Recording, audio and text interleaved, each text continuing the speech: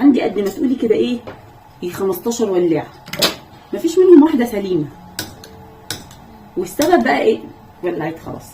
والسبب بقى ايه؟ ان عيالي ما بيعرفوش يولعوا بالولاعات دي، مش حد بيعرف يولع بيها الا انا.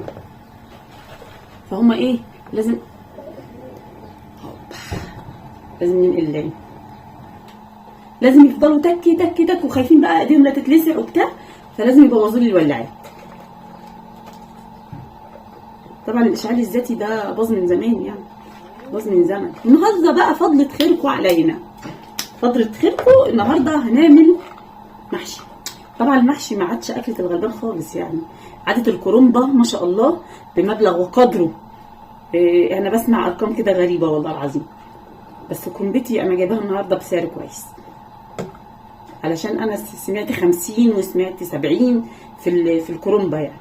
ده بس لما تكون بتاعت عائله كبيره ما شاء الله، يعني احنا ما شاء الله عائله صغيره، فكرنبتنا على قدنا خالص. جايبين الكرنبه ب 25 جنيه، مش يعني مش 50 ولا 70 زي ما احنا بنسمع، بس يعني كويسه. هنسلق الكرنبه بقى مع بعض ونحشيها مع بعض النهارده، خليكم معانا. تعالوا نكمل باقي الكلام بقى. لما تنزلي السوق ما شاء الله ما شاء الله بقيت انزلي بقى. كنا بننزل ب 200 جنيه الاول، دلوقتي لا، انزلي ب 400 جنيه. انزلي ب 400 جنيه عشان ايه؟ عشان يا دوب تكفيكي طماطم بقى وخضره وباقي الحاجات اللي هتجيبيها، سواء بقى بطاطس ولا كان اي خضار بقى لباقي الاسبوع. احنا بنتكلم عن اكله الكرنب، يعني اكله الكرنب بتكلف تكلفه ما شاء الله يعني.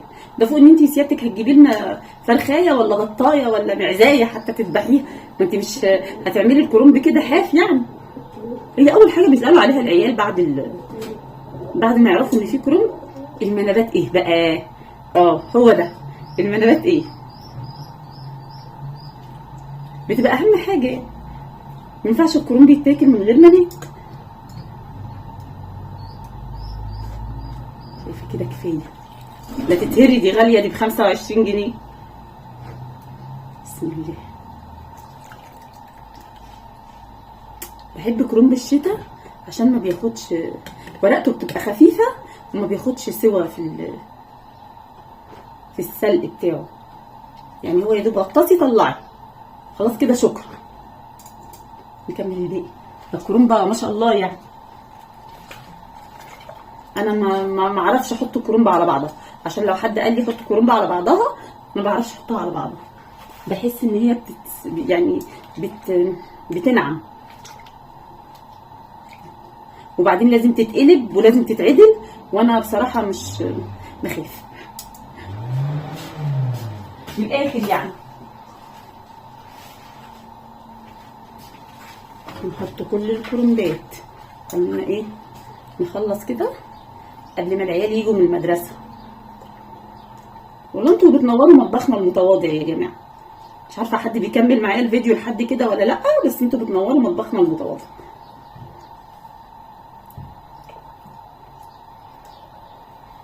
النبي قمر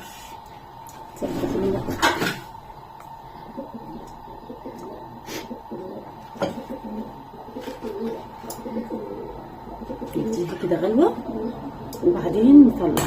بصوا بقى، ممكن نقطع الكرنب واحنا بنغلي دي، نشيل العروق بتاعته. حلو الدفى، عشان انا متاكده ان مفيش حد بيكمل الفيديو للاخر.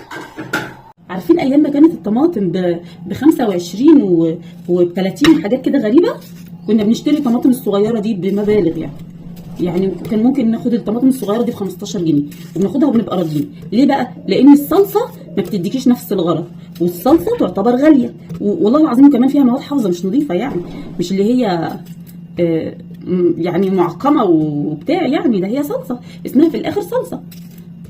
فانت اللي يبقى حاجه زي كده في السوق ما شاء الله يعني هاتي منها كميه. ولو انا بقى لو عندي دي فريزر والله كنت خزنتها، بس انا للاسف انا ما عنديش دي فريزر، فبيبقى الطبخه بطبختها في موضوع الطماطم ده، فربنا ييسر يعني ونجيب لنا بقى دي فريزر علشان الموسم اللي بيبقى فيه الطماطم رخيصه بيبقى الاحسن ان انت تجيبيها وتسبكيها وتعمليها في البيت.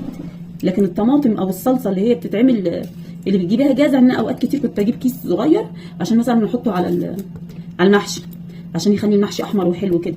لا والله العظيم كان بيبقى معلقه مش معلقتين كمان في الكيس، ولونها بتحس ان هو طافي كده، مش اللون اللي هو يخلي لك المحشي احمر وحلو كده زي الطماطم الطبيعيه.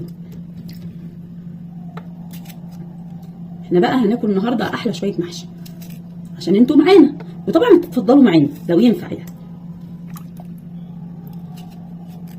شفتوا بقى الطماطم هي 2 بالسكينه.